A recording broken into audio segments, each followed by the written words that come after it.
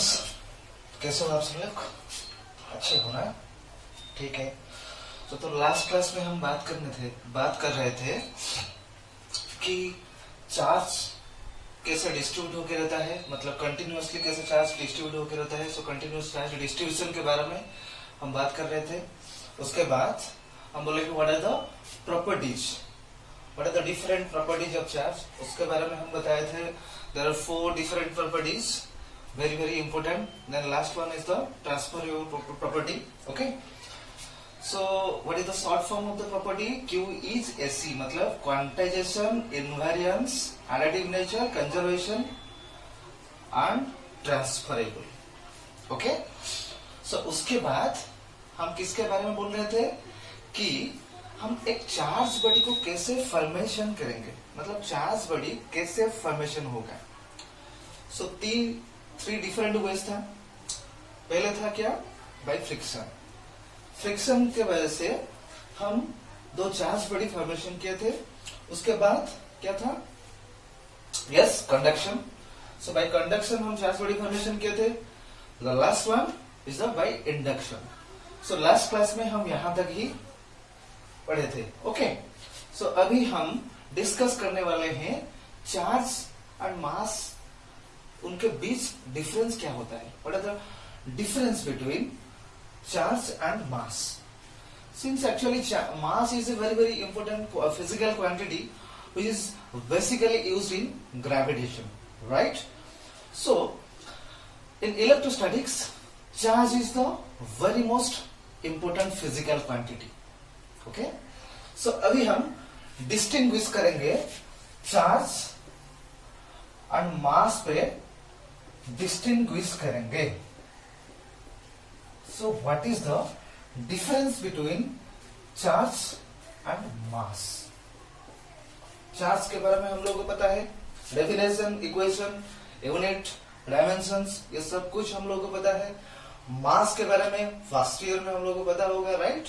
सो अभी ये सभी चीजों को हम समराइज करके डिफरेंस में देखेंगे कि चार्ज और मास ये दोनों में अंतर क्या है। ओके, सो फर्स्ट हम डेफिनेशन से शुरू करते हैं। उसका चार्ज का डेफिनेशन क्या था? A charge body is that body in which there is difference between what? Difference between there is difference between number of electrons and number of protons. The charged body is that body in which there is difference between the number of electrons and protons. Okay, so mass का definition क्या है? First part है definition part, right? This is the definition part. So mass का definition क्या है? हम बोल सकते हैं कि suppose इसका mass कितना है, मतलब इसके अंदर जितने भी मैटर कंस्टिट्यूट करते हैं ये बॉडी, जितने भी मैटर है इसको हम पदार्थ बोलते हैं। Okay, so the amount of matter content in a body is known as mass, right? The amount of, first difference, the amount of matter, amount of matter content in a body. Okay, so definition हो गया। उसके बाद क्या है? Definition के बाद equation ही है। Charge का इक्वेशन क्या है? Q equal to IT, right? Current and time of flow. Mass का इक्वेशन क्या है? M equal to F by A, force for unit acceleration. Since we have know that F equal to ma, so from there we can write M equal to F by A, force by acceleration. ठीक है, definition हो गया, equation हो गया। उसके बाद unit में difference क्या है? यूनिट में डिफरेंस क्या होगा? यूनिट हो सकता है क्या क्या यूनिट हो सकता है चार्ज का? हम बताए थे SI का कूलम, ओके, ESU का स्टार्ट कूलम, नेक्स्ट EMU का आप कूलम। उस हिसाब से मास का यूनिट्स क्या क्या हो सकता है? केजी, ग्राम, राइट? ओके, सो इसके बाद डेफिनेशन, इक्वेशन, यूनिट, उसके बाद क्या है? Dimensions, right? So what is the dimensions? In short, remember that the dimension of charge is 8, मतलब A1 T1 और सभी कुछ 0, M0 L0 A1 T1। मास का क्या होगा डायमेंशन? मास का डायमेंशन क्या है? सिर्फ M1 L0 T0। ओके, सो उसके बाद हम क्या बोलेंगे कि इनका वैल्यू क्या क्या हो सकता है, मतलब चार्ज का जो वैल्यू है वो क्या क्या हो सकता है। चार्ज का वैल्यू पॉजिटिव हो सकता है, नेगेटिव भी हो सकता है और जीरो भी हो सकता है। ये हम आप लोगों को पता होगा क्वांटाइजेशन में हम बोल रहे थे कि charge is always integral multiple of elementary charge. Okay, so Q is n times e, so n का वैल्यू 0 हो सकता है, प्लस माइनस 1 प्लस माइनस 2 ऐसे हम बोल सकते हैं, राइट। ओके, सो चार्ज का वैल्यू पॉजिटिव हो सकता है। वैल्यू क्या क्या होगा, मतलब पॉजिटिव हो सकता है, नेगेटिव हो सकता है, जीरो भी हो सकता है। ठीक है दोस्तों, देखते रहिए। ओके, तो उसके बाद मास का वैल्यू क्या क्या हो सकता है। मास का वैल्यू सिर्फ पॉजिटिव हमेशा ही होता है, नेगेटिव कभी हम कभी बोले हो आप -2 kg मास, नहीं ना। ओके, सो हमेशा मास पॉजिटिव ही होता है, नेगेटिव कभी नहीं होता है। उसके बाद उसका नेक्स्ट पॉइंट, ये डेफिनेशन के अंदर आप ये एक सिंगल पॉइंट में लिख सकते हैं। सेकंड में हम बोलेंगे कि ये चार्ज वेलोसिटी के ऊपर डिपेंड करता है या नहीं, और मास डिपेंड करता है या नहीं। ठीक है, सो इनवेरिएंट प्रॉपर्टी से हम लोगों को पता है कि चार्ज वेलोसिटी या स्पीड ऊपर डिपेंड नहीं करता। चार्ज जो एक फिजिकल क्वांटिटी है वो स्पीड के ऊपर डिपेंड नहीं करता। वो मूव करने से उसका चार्ज, वो एक बॉडी का चार्ज चेंज नहीं होता, और मास का चेंज होता है, देखेंगे अभी। सो it is independent of what, it is independent of speed. What, charge is independent of speed but mass depends on speed. ये स्पीड के ऊपर डिपेंड करता है। कैसे कैसे कैसे डिपेंड करेगा, इस रिलेशन के हिसाब से वो डिपेंड करेगा, मतलब चेंज होगा। इसमें चार्ज कभी चेंज नहीं होता है। डिपेंड स्पीड या मूव करने से चार्ज का वैल्यू चेंज नहीं होता है, बट ये मूव करने से मास या बॉडी एक सब्सटेंस मूव करने से उसका मास चेंज होता है। क्या है फॉर्मूला, इस रिलेशन के हिसाब से मास चेंज होता है। m equal to M not या m0 आप कुछ भी बोल सकते हो, M not by square root of 1 minus v square by c square. ये c है स्पीड ऑफ लाइट जिसका वैल्यू है 3 into 10 to the power 8 metre per second, और v क्या है, जो सब्सटेंस जिसका मास एम नॉट रेस्ट में था। अगर वो बॉडी पहले रेस्ट में था, उस वक्त उसका मास एम नॉट ही था। अभी वो बॉडी जो मूव कर रहा है वो v वेलोसिटी में अगर मूव करेगा, v स्पीड उसका होगा, तो वो v स्पीड से अगर मूव करेगा तो उसका मास m होगा। ठीक है, ये जो स्पीड है ये हमेशा लाइट के स्पीड से कम ही हमेशा होगा, लेस होगा हमेशा। अगर ये v हमेशा लेस देन c होता है तो ये जो पहले जो मास था वो बाद में हम बोल सकते हैं यहाँ पे, if v is very less than, if v is less than c, then v by c is less than 1। Okay, सो इस हिसाब से ये जो क्वांटिटी है ये लेस देन 1 हो जाएगा। तो हम अगर सब्ट्रैक्ट करेंगे तो ये एक छोटा क्वांटिटी आएगा, जिस हिसाब से कि ये हमें टोटल क्वांटिटी मतलब n बाई समथिंग जो आएगा वो ज्यादा हो जाएगा। ज्यादा मतलब ये इस केस में अगर v is less than c है तो m is greater than m not. आप चेक कर सकते हो, अगर v को हम लेंगे 3c बाई 5, इस फॉर्मूला में आप पुट करोगे तो finally you will get that m is greater than m not. मतलब रेस्ट मास से मूव करने से मास उसका ज्यादा होने जैसा लगेगा तो चेंज हो जाएगा। ठीक है, ये हो गया दूसरा प्रॉपर्टी। मतलब दूसरा डिफरेंस, ठीक है। ओके, नेक्स्ट है प्रॉपर्टी, हम लोगों को पता है क्या, कंजर्व्ड होता है हमेशा, चार्ज हमेशा कंजर्व्ड होता है। ओके, सो नेक्स्ट है charge is always conserved, charge is always conserved, but mass conserve नहीं होता। कंजर्व मतलब कांस्टेंट, हमेशा चार्ज हमेशा कांस्टेंट ही रहता है, राइट। और यहाँ पे मास तो चेंज हो रहा है, तो मास कंजर्व नहीं हो सकता, तो इसके बराबर नहीं हो सकता। ये कंजर्व है तो मास कंजर्व्ड नहीं होता है, सो it is not conserved. Okay, so next property, it is quantized. ये हमेशा क्वांटाइज्ड मतलब किसी भी बॉडी का चार्ज आप एलिमेंटरी चार्ज के साथ कुछ इंटीजर मल्टीप्लाई करके लिख सकते हो। हमेशा integral multiple of elementary charge होता है, उस हिसाब से हम बोल रहे हैं कि चार्ज इज ऑलवेज क्वांटाइज्ड। और ऐसा कुछ नहीं होगा मास के लिए, mass is not quantized. Okay okay, next है charge can be transferable. Charge को हम एक बॉडी से दूसरे बॉडी के ऊपर ट्रांसफर कर सकते हैं, charge can be transferable, but mass को हम ट्रांसफर नहीं कर सकते। मास को हम कभी भी ट्रांसफर नहीं कर सकते, ठीक है। So mass can not be transferable. Okay okay, next, it is a derived quantity.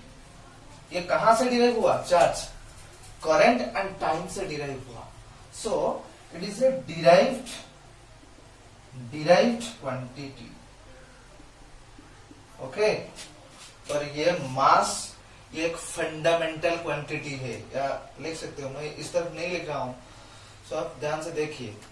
सो अगर ये डिराइव्ड क्वांटिटी है और मास एक फंडामेंटल क्वांटिटी है, ठीक है। ओके, नेक्स्ट हम बोलेंगे कि अगर दो चार्ज के बीच में हम फोर्स के बारे में बताएंगे, तो वो जो फोर्स आएगा दो चार्ज के बीच में, वो अट्रैक्टिव हो सकता है, रिपल्सिव भी हो सकता है। कैसे, अगर दो, मान लो कि दो पॉजिटिव चार्ज है, पॉजिटिव चार्ज हमेशा क्या होता है, रिपेल करते हैं। अगर दो चार्ज नेगेटिव है, वो सिमिलर चार्ज है, मतलब वो रिपेल ही करेंगे, ठीक है।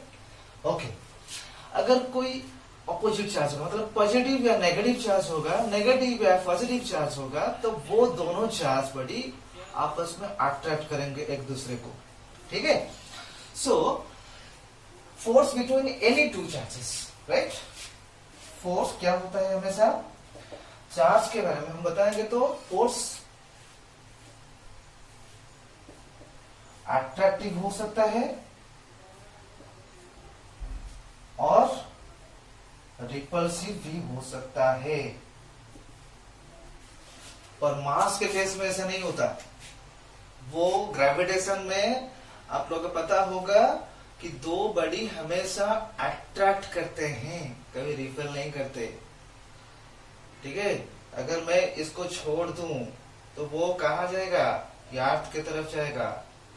अगर यार्थ एक बॉडी है, ये एक दूसरा बॉडी है, तो वो यार्थ जो है वो ग्रेविटेशनल पुल के लिए ये बॉडी को उसके तरफ खींचेगा, सो अट्रैक्ट होता है हमेशा। सो मास के लिए हम बोल सकते हैं जो फोर्स आएगा दो बॉडी के, दो सब्सटेंस के बीच के जो मास है, तो वो जो बीच में जो फोर्स होता है वो क्या होता है, हमेशा क्या होता है, अट्रैक्टिव होता है। ओके, सो ये फोर्स हो गया अट्रैक्टिव, रिपल्सिव, ये अट्रैक्टिव हमेशा होता है। सो क्लियर है ये जो डिस्टिंग्विश और डिफरेंस चार्ज और मास के बीच में, क्लियर है ना। तो थोड़ा ओवरलुक कर लीजिए जल्दी से।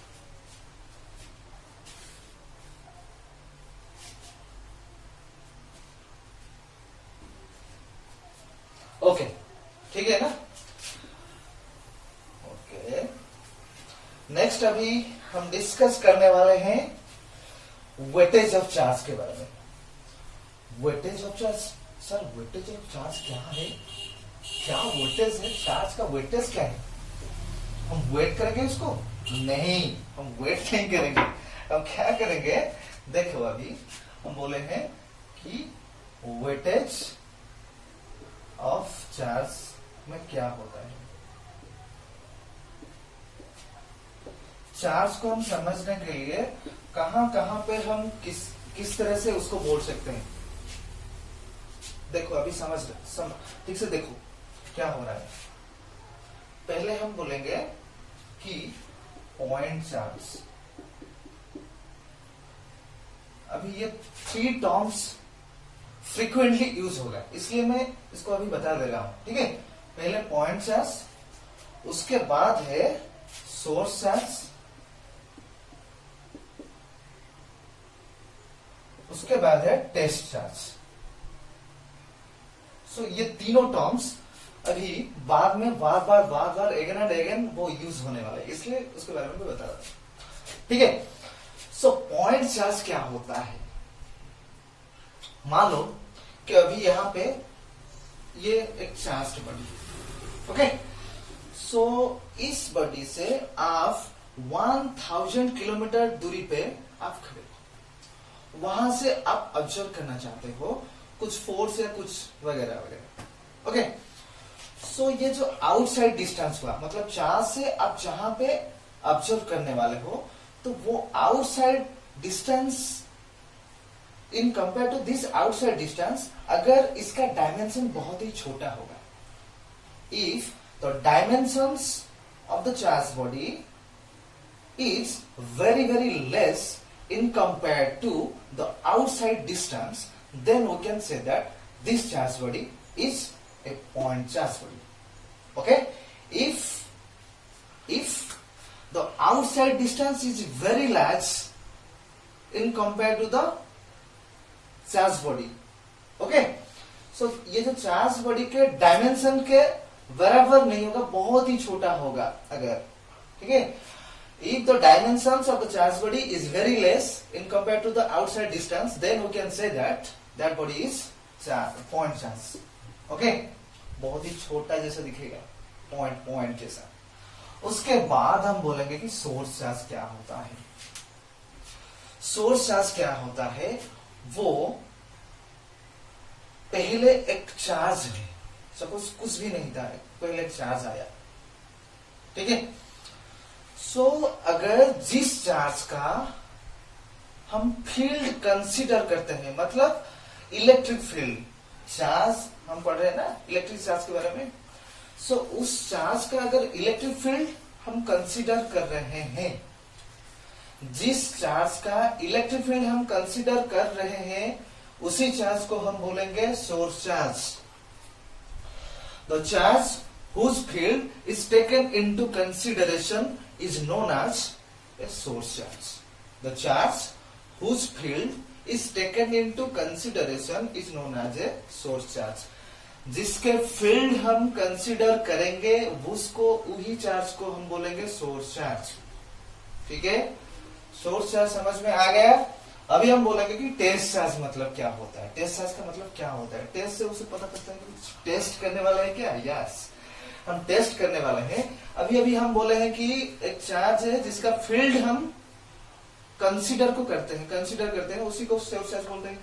उसी फील्ड है या नहीं, उसी चार्ज का फील्ड है या नहीं, वो हम लोग को पता करने के लिए हम एक छोटे से चार्ज को रखते हैं टेस्ट करने के लिए। उसी चार्ज को हम बोलेंगे कि टेस्ट चार्ज। मतलब क्या होता है? मतलब द चार्ज थ्रू विच, जिसके वजह से, the charge through which the field is taken into consideration, जिसके प्रेजेंस होने के वजह से हम लोग पता कर सकते हैं कि वहां पे फील्ड है या नहीं। ठीक है, so the charge through which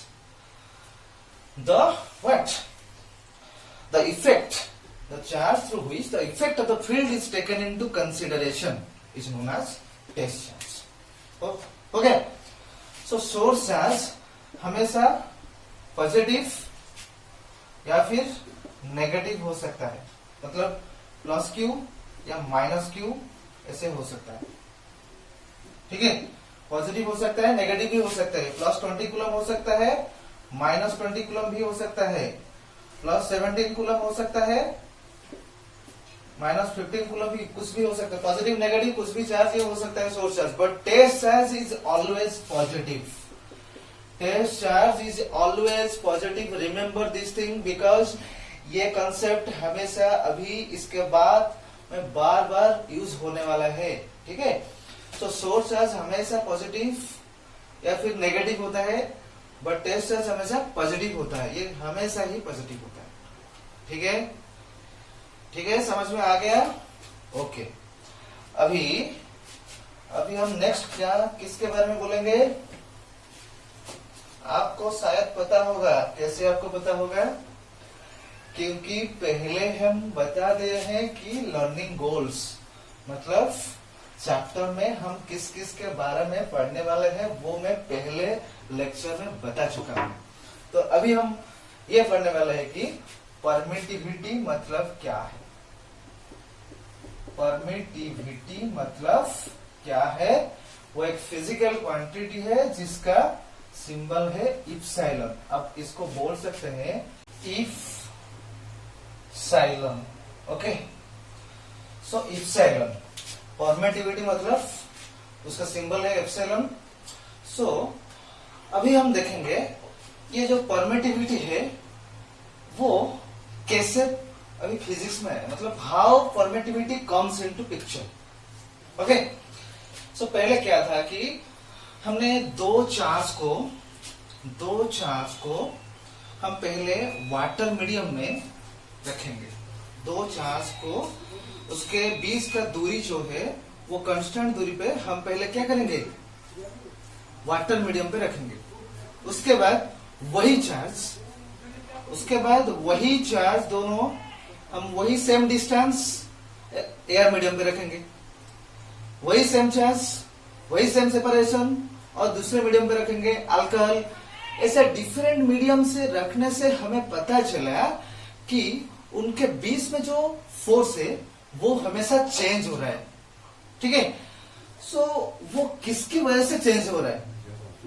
वो परमिटिविटी की वजह से चेंज हो रहा है। हमेशा permittivity is responsible for the electrostatic force between two charges. Okay, so permittivity क्या होता है ना, अगर हम इलेक्ट्रोस्टैटिक्स में बताएंगे तो मीडियम का ये एक प्रॉपर्टी होता है। मीडियम का वो एक प्रॉपर्टी होता है। मीडियम बोलता है कि अगर मैं चार्ज के बारे में बोलूंगा तो मैं परमिटिविटी हूं। ठीक है, अगर दो मैग्नेट के बारे में बोलेंगे तो मैग्नेटिज्म में मीडियम बोलता है कि मैं परमिएबिलिटी होता हूं। ठीक है, अगर ऑप्टिक्स के बारे में बताएंगे तो मीडियम बोलता है मैं रिफ्रैक्टिव इंडेक्स हूं। तो अभी हम किसके बारे में बोल रहे हैं? इलेक्ट्रोस्टैटिक्स। सो इलेक्ट्रोस्टैटिक्स में परमिटिविटी क्या होता है ना, it is the electrical property of the medium. It is the electrical property of the what? Medium. Medium का वो इलेक्ट्रिकल प्रॉपर्टी होता है। वो क्या करता है? which determines the electrostatic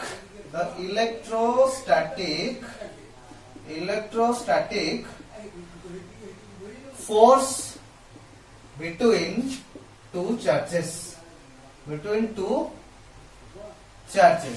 दो चार्ज के बीच में जो इलेक्ट्रोस्टैटिक फोर्स का वैल्यू क्या होगा वो डिटरमाइन करता है परमिटिविटी। समझ में आ गया या नहीं? ओके, सो वो फोर्स एक्चुअली एक्सपेरिमेंटली देखा गया है कि वो फोर्स जो है वो उसका वैल्यू है। हम अभी बाद में नेक्स्ट लेक्चर में हम बताएंगे कि इलेक्ट्रोस्टैटिक फोर्स क्या है, उसका एक्सप्रेशन अभी मैं बता रहा हूं। F equal to beta Q1 Q2 by R square. ठीक है, सो Q1 Q2 दो चार्ज है, इलेक्ट्रिकल चार्ज। R है वो दोनों चार्ज के बीच का जो सेपरेशन है वो है R। Separation between Q1 and Q2। ये अभी जो मैंने बीटा लिखा है, ये बीटा के अंदर ये परमिटिविटी छुपा है, उसको हम निकालेंगे अभी। ठीक है, तो कैसे निकालेंगे देखो, वो 1/4πε Q1 Q2 by R square, ये आ गया ना। बीटा है जो वो 1/4πε ही है। तो यहां से हम बोल सकते हैं कि एप्सिलॉन जो है वो क्या होता है, एप्सिलॉन जो होगा क्या होगा, यहाँ पे आप यहाँ पे इसको लिख सकते हो। So Q1 Q2 by 4π r square. ठीक है, सो एप्सिलॉन हो गया Q1 Q2 by 4π r square, ये है परमिटिविटी का वैल्यू। सो परमिटिविटी का वैल्यू अगर ये हो गया तो हम पहले ये डेफिनेशन लिख लिए, उसके बाद उसका इक्वेशन आ गया, उसके बाद हम क्या बोलेंगे, डेफिनेशन इक्वेशन के बाद यूनिट ही आएगा, उसके बाद क्या आएगा, यूनिट ही आएगा। सो इसका यूनिट क्या होगा, what is the unit of permittivity, permittivity का यूनिट क्या होगा। सो Q1 Q2 ये दोनों का यूनिट क्या है, कूलम। पहले चार्ज का कूलम होगा, दूसरे चार्ज का भी कूलम होगा, सो कूलम स्क्वायर हो गया। सो कूलम स्क्वायर पर 4π कांस्टेंट है, ये फोर्स का यूनिट क्या होगा, न्यूटन। सो न्यूटन हो गया फोर्स का। उसके बाद ये है आर, वो एक डिस्टेंस है, डिस्टेंस का यूनिट क्या होता है, मीटर। सो आर का स्क्वायर, तो आर का स्क्वायर है तो मीटर का स्क्वायर ही होगा। सो न्यूटन इंटू मीटर स्क्वायर, उसका यूनिट हो गया किसका, परमिटिविटी का। और एप्सिलॉन का आपका यूनिट हो गया coulomb square per newton metre square. उसके बाद हम देखेंगे कि डायमेंशंस क्या होता है। डायमेंशन मतलब डायमेंशन कैसे निकालेंगे हम इसे, dimension of epsilon equal to how much, Q1 Q2 का डायमेंशन होल डिवाइड बाय 4π, वो तो कांस्टेंट ही हो गया। उसके बाद F का डायमेंशन इनटू आर स्क्वायर का डायमेंशन। ओके, सो ठीक है ठीक है ठीक है। Q1 का डायमेंशन हम इससे पहले चार्ज का डायमेंशन क्या है, 8, 2 चार्ज है तो क्या होगा, 8 इंटू 8 डिवाइड बाई फोर्स का डायमेंशन क्या है, क्या होगा, M(L(T)-2 M1L1T-2। उसके बाद ये डिस्टेंस मतलब लेंथ का स्क्वायर है, सो L स्क्वायर। इसको मैनिपुलेट करेंगे तो M ऊपर आ जाएगा, सो M-1 हो गया। ये L1 है, L स्क्वायर से मल्टीप्लाई होने से L³ हो जाएगा, ऊपर जाने से माइनस हो जाएगा, L-3 हो गया। उसके बाद T-2 है, वो ऊपर जाने से +2 हो जाएगा, ये T into T to the power 2 हो गया, T स्क्वायर, ये भी और एक T स्क्वायर गया, तो कितना हो जाएगा, T4। ठीक है, तो उसके बाद A into A, what is A square. So M-1 L-3 T4 A2, ये डायमेंशंस हो गया। उसके बाद हम क्या बोलेंगे कि ये जो वैल्यू हमने यहाँ पे लिखे थे उसका बीटा का वैल्यू क्या होगा। अभी हम बताएंगे कि बीटा का वैल्यू यहाँ पे कुछ लिख सकते हो आप, बाद में हम ये भी यूज करेंगे। बीटा एयर मीडियम में अगर होगा तो इसको बोलेंगे बीटा नॉट। उसका वैल्यू कितना होगा, बीटा नॉट का value 9 into 10 to the power 9, 9 into 10 to the power 9। यहाँ पे देखो बीटा मतलब 1/4π एप्सिलॉन, अगर बीटा नॉट हम बोलेंगे तो 1/4π एप्सिलॉन नॉट होगा। ओके, सो एप्सिलॉन का यूनिट हो गया coulomb square per newton metre square, but beta is reciprocal of it, so what is the unit, newton metre square per coulomb square. Then epsilon naught air medium, permittivity air medium, ये जो एक constant है उसको coelomic constant हम बोलेंगे। ये है permittivity in air medium, उसका वैल्यू कितना होगा 8.854 into 10 to the power -12 coulomb square per newton metre square. Okay okay, next हम बताएंगे कि रिलेटिव परमिटिविटी क्या है। समझ में आ रहा है या नहीं? रिलेटिव परमिटिविटी क्या है हम बताएंगे अभी। Relative permittivity, okay. सो अभी हम रिलेटिव परमिटिविटी के बारे में बताएंगे, नहीं? ओके। सो रिलेटिव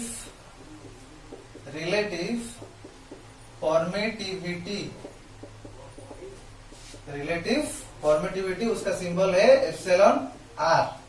सो रिलेटिव परमिटिविटी हम जिस भी मीडियम पे निकल रहे होंगे तो हम एयर मीडियम को कंपेयर करके बोलेंगे कि उस मीडियम पे रिलेटिव परमिटिविटी क्या होगी। तो सिंपली हम लिख सकते हैं कि epsilon r equal to epsilon by epsilon naught, epsilon बटे epsilon naught. So relative permittivity of any medium is the ratio between the permittivity of that medium to the permittivity of air medium। अगर आप मान लो कि water medium का relative permittivity आप निकालना चाहते हो, so relative permittivity of water medium is the permittivity of water medium to the permittivity of air medium. Okay, so relative permittivity of any medium is the ratio between permittivity of that medium to the permittivity of air medium। हम इसको बोल सकते हैं K also। K मतलब dielectric constant, इससे पहले हम बोले थे भी। तो ये है डाइलेक्ट्रिक कांस्टेंट मीडियम का। Epsilon R equal to K that equal to epsilon by epsilon naught that equal to also हम लिख सकते हैं epsilon equal to epsilon naught into epsilon R, right? That equal to epsilon naught into K also we can write. This is very very important, formula को याद रख लो, ठीक है? Okay, तो क्या है, क्या डाइलेक्ट्रिक कांस्टेंट और रिलेटिव परमिटिविटी, और हम बोल सकते हैं रिलेटिव परमिटिविटी, डाइलेक्ट्रिक कांस्टेंट और स्पेसिफिक इंडक्टिव कैपेसिटी। ये तीनों नाम है किसका? के और एप्सिलॉन आर। डाइलेक्ट्रिक कांस्टेंट हम बोल सकते हैं, रिलेटिव परमिटिविटी और स्पेसिफिक इंडक्टिव कैपेसिटी हम बोल सकते हैं, ठीक है? हो गया ना? ओके। अभी हम क्या करेंगे कि एक डाइलेक्ट्रिक डिफरेंट मीडियम में डाइलेक्ट्रिक कांस्टेंट का वैल्यू कितना कितना आएगा हम एक लिस्ट देने वाले हैं, ठीक है? वो लिस्ट आप रखो, वो बाद में प्रॉब्लम में यूज हो सकता है, ठीक है? सो मीडियम यहां पे लिखो, मीडियम यहां पे डाइलेक्ट्रिक कांस्टेंट का वैल्यू, ठीक है? सो मीडियम पहले आप ले लो मेटल अगर लेंगे तो उसमें के का वैल्यू आएगा इंफिनिटी।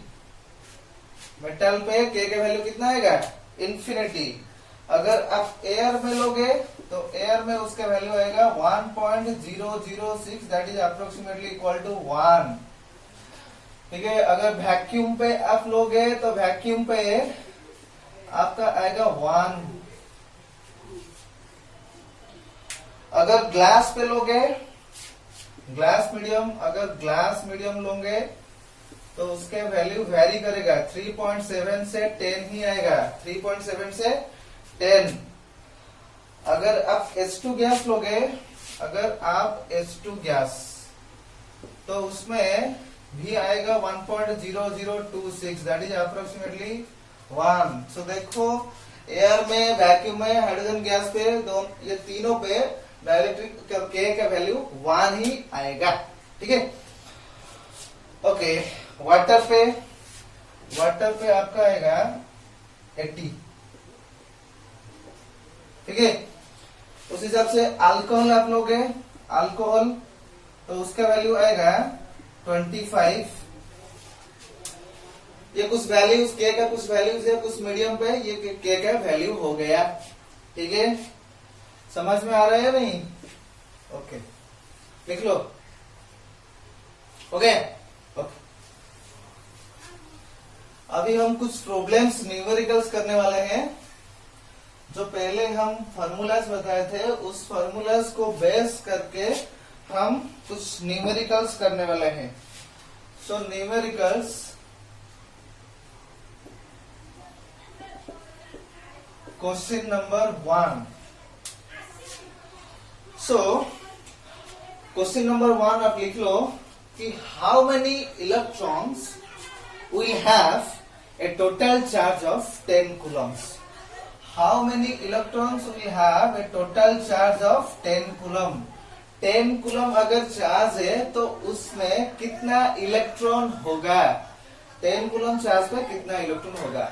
यहाँ पे कौन सा फॉर्मूला हम यूज करने वाले हैं, कहा क्या क्या क्या फॉर्मूला हम लोगों को पता है, n equal to Q by E. So अगर इस फॉर्मूला को हम यूज करेंगे, नंबर ऑफ इलेक्ट्रॉन्स लॉस्ट और गेन याद कर लो, ठीक है। तो उस हिसाब से नंबर कितना आएगा, यहाँ पे हम पुट करेंगे 10 coulomb by 1.6 into 10 to the power minus 19 coulomb. हो गया। तो n equal to how much, 6.25 into 10 to the power 19। तो 10 कूलम चार्ज पे 6.25 into 10 to the power 19 number of electrons ही रहेगा, उसमें इतने इलेक्ट्रॉन्स हो गए, ठीक है। Okay, next question, second question. Okay, next question, what will be the charge, what will be the charge in nitrogen nucleus. Nitrogen nucleus पे कितना चार्ज होगा। न्यूक्लियस का चार्ज क्या है, पॉजिटिव है, राइट। तो हम यहाँ पे इलेक्ट्रॉन को कंसीडर नहीं करेंगे क्योंकि हम न्यूक्लियस का चार्ज निकालना चाहते हैं। तो यहाँ पे 7 है एटॉमिक नंबर, मतलब उसका प्रोटॉन नंबर 7 ही है, 7 है, right. So here number of protons means n equal to 7 हो गया। सो हम लोग को पता हो गया, सॉरी हम लोग को पता होगा क्या, n इक्वल टू 7। पूछा गया है क्या, चार्ज कितना है। सो Q हमको पूछा गया है। तो Q हम कैसे निकालेंगे, वही same formula, n equal to Q by E, वहां से Q equal to how much, NE, right. So Q equal to n times E। आप ये वैल्यू पुट करोगे तो आ जाएगा आपका 7 इंटू ई का वैल्यू क्या है, 1.6 into 10 to the power minus 19 coulomb. Okay, so अगर आप इसको मल्टीप्लाई करेंगे तो आपका आ जाएगा 1.12 into 10 to the power minus 18 coulomb, ठीक है। ध्यान से ठीक से देख लो, हो गया ना। ओके, हो गया। Okay, next question. आप सभी लोग कॉम भी यूज करते होंगे। आप लोगों को पता है कि अगर आप कम हेयर के साथ रफ करोगे तो हेयर से कम में इलेक्ट्रॉन आ जाएगा, मतलब कम इलेक्ट्रॉन गेन करेगा। सो वो नेगेटिवली चार्ज हो जाएगा। ओके, हेयर पॉजिटिवली चार्ज हो गया क्योंकि वो लॉस किया इलेक्ट्रॉन्स। उसी को बेस करके हम एक प्रॉब्लम बोलेंगे कि अगर एक कम रिसीव करता है 10 to the power 9 electrons. Problem क्या है, if your comb receives 10 to the power 9 electrons from here, if your comb receives 10 to the power 9 electrons from here in every second, then the time required to get the total charge of 10 coulomb, sorry 1 coulomb लिख लो। 1 coulomb charge होने के लिए कम पे कितना time लगेगा, 1 second में कितना electron वो रिसीव करता है। वो जो कम है वो 1 सेकेंड में 10 to the power 9 electrons receive करता है 1 सेकेंड पे, ठीक है। सो 1 इलेक्ट्रॉन कितने टाइम पे रिसीव करेगा? 1/10⁹ मतलब 10⁻⁹ सेकंड पे वो रिसीव करेगा 1 इलेक्ट्रॉन। हमको पता है बोला गया क्या? 1 कूलम चार्ज रिसीव करने के लिए मतलब डिपॉजिट होने के लिए कितना टाइम लगेगा? 1 कूलम मतलब वहां पे कितना इलेक्ट्रॉन है, मतलब 1 कूलम पे कितना इलेक्ट्रॉन रहते हैं? 6.25 इंटू 10⁻18 इलेक्ट्रॉन्स रहते हैं। ठीक है, सो 1 इलेक्ट्रॉन को निकाले, 1 इलेक्ट्रॉन रिसीव होने के लिए 10⁻⁹ सेकंड लगता है। 6.25 इंटू 10⁻8 इलेक्ट्रॉन रिसीव होने के लिए कितना टाइम लगेगा? 6.25 इंटू 10⁻18 इंटू 10⁻9 सेकेंड। क्या आ गया? 6.25 इंटू 10⁻9 सेकेंड लगेगा। हो गया, समझ में आ रहा है? सो 1 कूलम चार्ज रिसीव करने के लिए हमको 6.25 इंटू 10⁻9 सेकेंड ही लगेगा। ओके, ध्यान से देख लो।